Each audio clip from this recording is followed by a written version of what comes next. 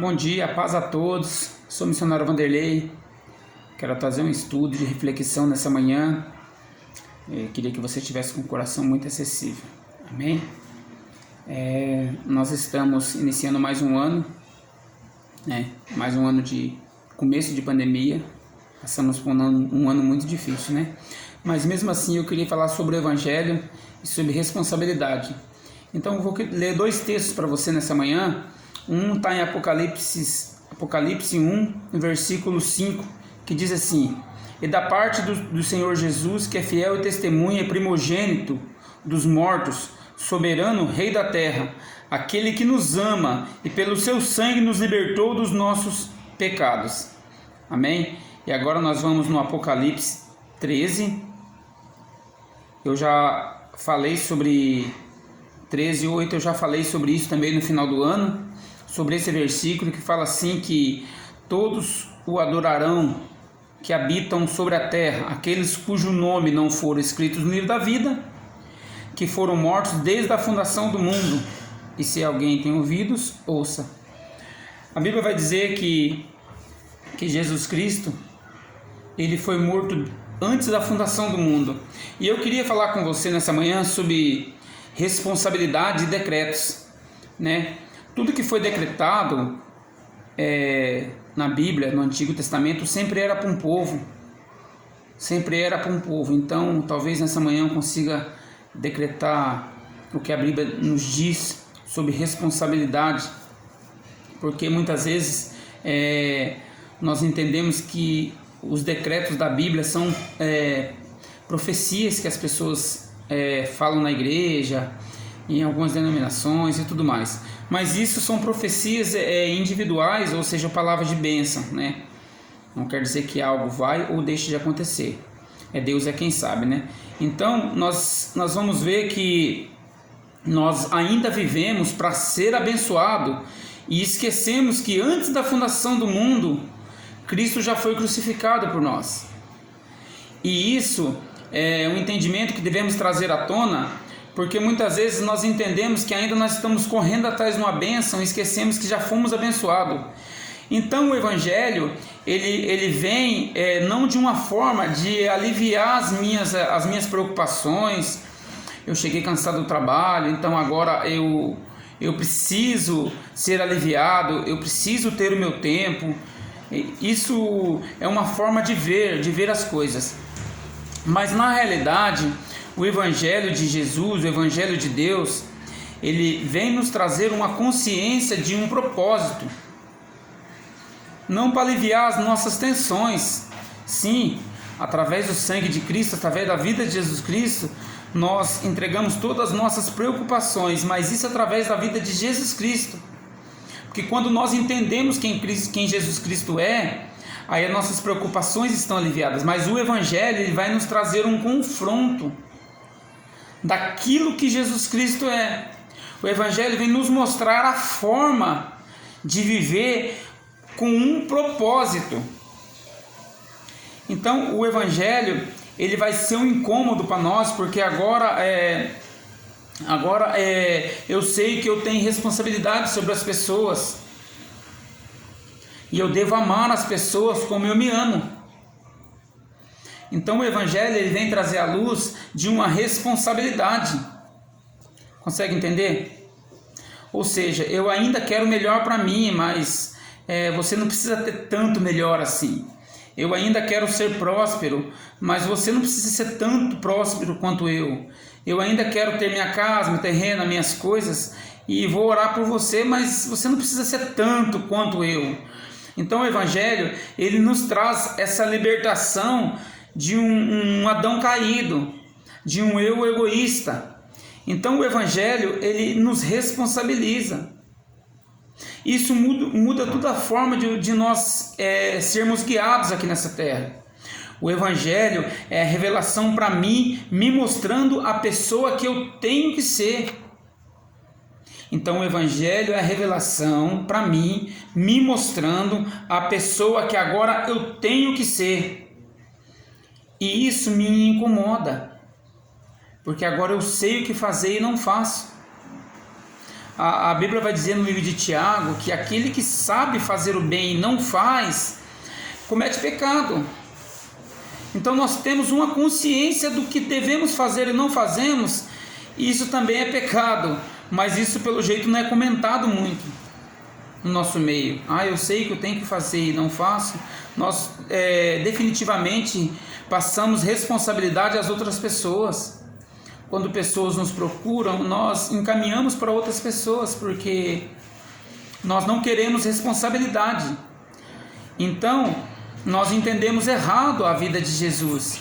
E as pessoas naquela época também, eles entenderam Jesus, mas eles não entenderam da forma que a gente entende.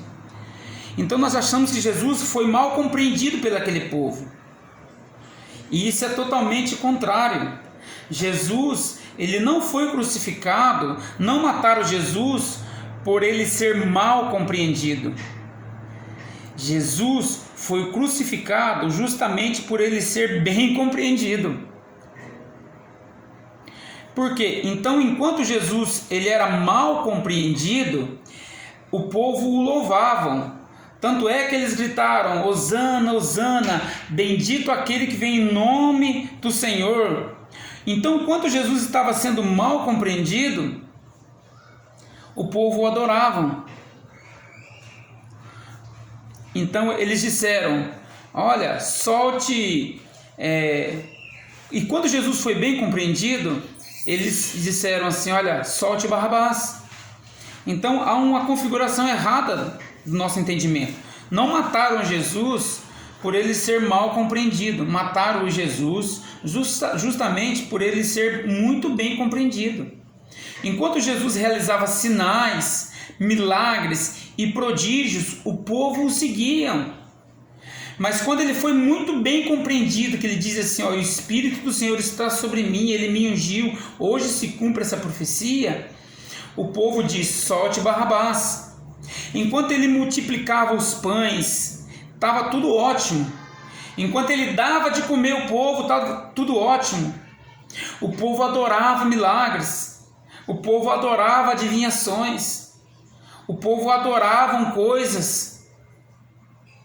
Tanto é que você vai ver o apóstolo do Paulo, ele vai para a cidade, porque um anjo aparece a ele e revela uma necessidade, e eles chegam na cidade uma moça que adivinha coisas que geram muito lucro para os seus donos, porque o povo gostava de milagre, o povo gostava das revelações. Mas agora, quando Jesus revela o seu propósito, dizendo assim: os milagres de vocês vão cessar, eu vim revelar o propósito. Então Jesus, ele não estava a fim de fazer milagres, ele estava a fim de transformar caráteres de pessoas. Você vai ver isso ele dizendo para Mateus, publicano, você vai ver ele dizendo para vários outros pecadores, pessoas que cobravam seus impostos, Zaqueu. Então o Evangelho, ele vai nos revelar uma mudança de caráter, e quando essa mudança é revelada, nós entramos no propósito do Evangelho. Compreende? Então o Evangelho, ele vai sempre nos responsabilizar, e isso incomoda pessoas. Então o Evangelho de João vai dizer que aquele que não comer da minha carne e não beber do meu sangue não tem parte comigo. Encontrar Jesus era maravilhoso demais. Encontrar Jesus era maravilhoso demais. Um cego encontrava Jesus, Jesus curava o cego. Jesus passava num fúnebre, num enterro, e quem estava sendo levado por um caminho de morte, Jesus ressuscitava. Encontrar Jesus era excepcional, era maravilhoso. Jesus, ele encontrava um leproso e imediatamente ele o tocava e a lepra ia embora. Jesus encontrava uma legião de demônios que estava sobre a vida de uma pessoa e ele expulsava.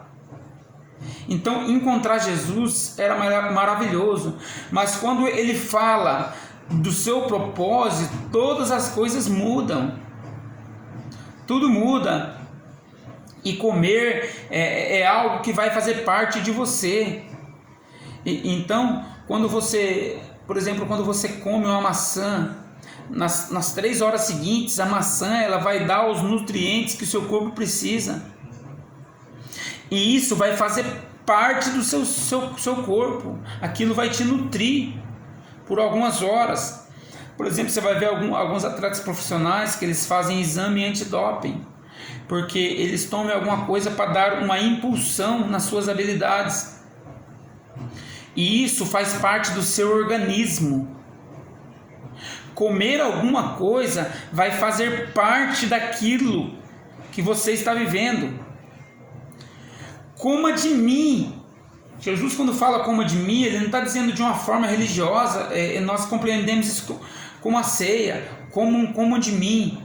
Mas isso não tem a ver com a parte religiosa. Em João não está dizendo isso. Está dizendo assim: aquele que não comer de mim não tem parte comigo. Aquele que não comer, ou seja, nós comemos de Jesus, agora nosso corpo faz parte de Jesus. Nós somos alimentados só por Ele. E a nossa consciência tem que mudar. Tem que mudar totalmente. Então nós ainda estamos vivendo um evangelho de ser abençoado. Esquecemos que antes da fundação do mundo, aqueles que foram encontrados estão lá. E se eu e você somos cristãos, nosso nome está lá, nós fomos encontrados. Se nós fomos encontrados, nós não caminhamos mais em busca de milagres. Nós caminhamos em busca de transformações e de responsabilidade, porque o evangelho vai responsabilizar eu e você. E isso é um decreto. Foi decretado antes da fundação do mundo. Todo o decreto sempre foi para um povo. E o povo está distorcido porque nós temos muitas pessoas em busca do milagre, mas nós não temos propósitos estabelecidos. Ah, mas você vai dizer, missionário, Jesus realizou. Claro que Jesus realizou muito milagre. Mas os milagres não foram para aqueles que criam em Jesus. Os milagres eram justamente para os que não criam. Sinais e prodígios eles pediam. Então Jesus vem com milagre para um povo que só tinha esse em mente, só tinha esse linguajar. Então Jesus vem com milagre não para o povo que cria, mas para o povo incrédulo. Você consegue entender? Isso é dolorido, isso muda a nossa concepção. Era para aqueles que não criam em Deus, os milagres eram oferecidos.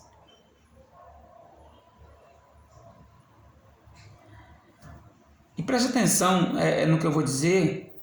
Jesus, ele no ápice do seu propósito, no ápice da sua revelação, ele diz assim: olha, eu esperei tanto tempo por esse momento nascer, ele disse.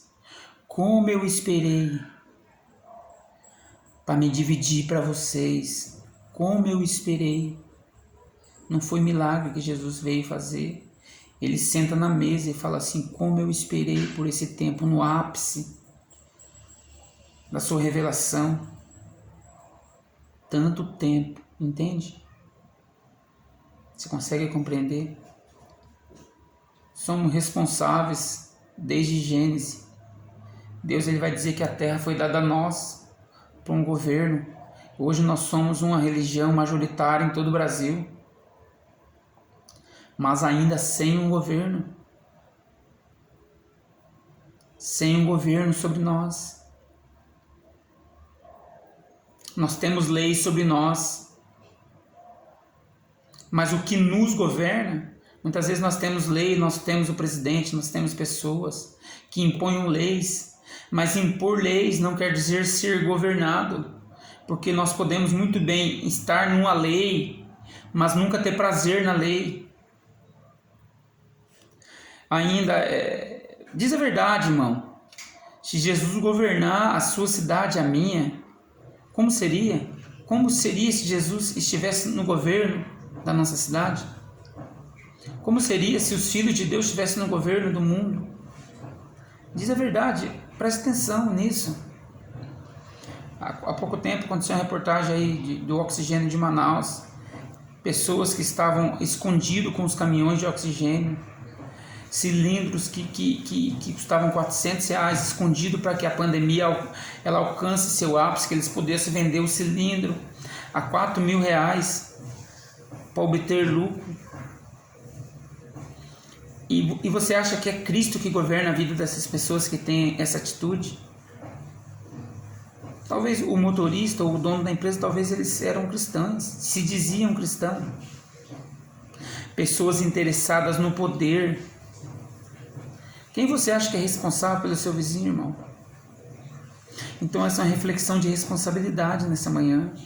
Quem você acha que é responsável pelo seu vizinho? É Jesus que é responsável pelo seu vizinho? Ou é você que é responsável pelo seu vizinho? Nós temos no Brasil um celeiro de pregadores. Ninguém prega como a gente. Ninguém, no mundo inteiro não há pessoas que pregam como nós.